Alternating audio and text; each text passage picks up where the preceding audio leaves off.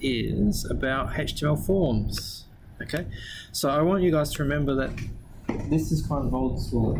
Okay, so HTML forms used to be the way that we collect data from a person and send it back to the server. Okay, that is old school because we actually don't need the form element to do that anymore. That's the most basic and simplest way of collecting information from a client through their browser and sending it back to the server. Okay, so I've got a few slides here. It already says, okay, HTML form is actually just another element that you guys need to know. It's like a block level element. And the form is an element that contains other input elements inside of it and collates all the information from the input elements and then sends it back to the server. That's pretty much it. Okay. If you have a look at this slide here with an example, we have a form element, okay, on line 9. It says form, okay, and then inside the form we have a whole bunch of elements that collate information from the user through their browser, and when they hit a button, the form submits and goes back to the server. Okay, so what we'll do is we'll have a little bit of a look at that. Quick flick through these, make sure we covered everything. This one. Okay, that goes back to our post versus get. So, as we said, the post information is hidden from the user into the request body, so you don't see it. And because it's hidden in there, it also has no length restriction, because the length restrictions might be set by the browser request. This one, because it's posted and it's not in the URL, we can't bookmark it, okay, which is quite handy. Well. So you don't always want people to be able to bookmark pages or whatever. So as long as it's not in the URL at the top, they can't bookmark it. Because if I copied that URL with the query string in the top, paste it somewhere else, I'm not going to do all that information. Okay. I think that covers pretty much everything. This one. Okay, I know you guys brought this up.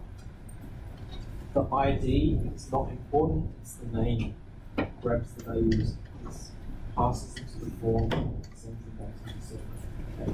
So name value pairs, not ID value pairs. Okay. There is one more thing I need to do.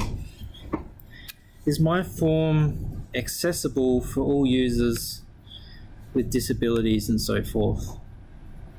Yes, you haven't used Alt, so you want to do an images? So yeah, okay. We have Alt on images. We don't have Alt in these, but we have something similar.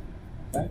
So at the moment, this form is actually really poor standard, and because it could be on the public page, you guys can get in trouble if someone can't use it.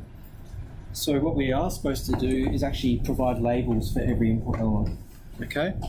And so this is where it gets really weird.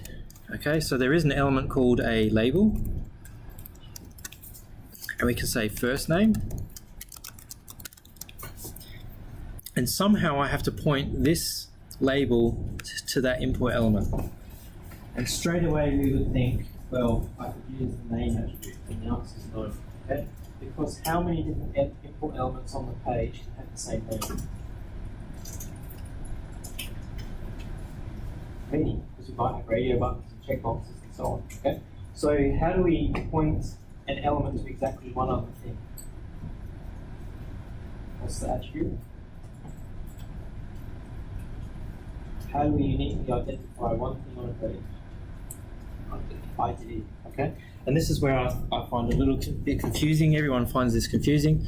You still have to give your text box an ID, and you can say TB first name, or you can give it the same as the name. And to point the label to the input element, you say for equals and then the ID. Okay? And that makes my form a bit more accessible as well. So we will have a first name next to my text box. If I click on the first name, the cursor will end up in the text box as well. Turns out that's we use that for Bootstrap. That's what Bootstrap likes. Okay, so when we're styling pages later on, we'll have to do that. Turns out probably the better way of doing it is my understanding is to actually, on this example, we'll do label, and we wrap the label and the input element inside the label. Mozilla Firefox developers recommend that approach. Okay, because the label is now totally coupled to the text box. Okay. So there's two different ways of doing it. What you can't do is down on this one, your label cannot wrap multiple input elements like that. That's not allowed. Okay? So where you have multi-valued input elements, you have to do a label for each one, which makes sense, because the label should actually be on the O, F, and M, and then maybe a label on the gender as well if you want. The label on the gender can point to one of the input elements if you want to. Okay. So don't do that, that's not allowed.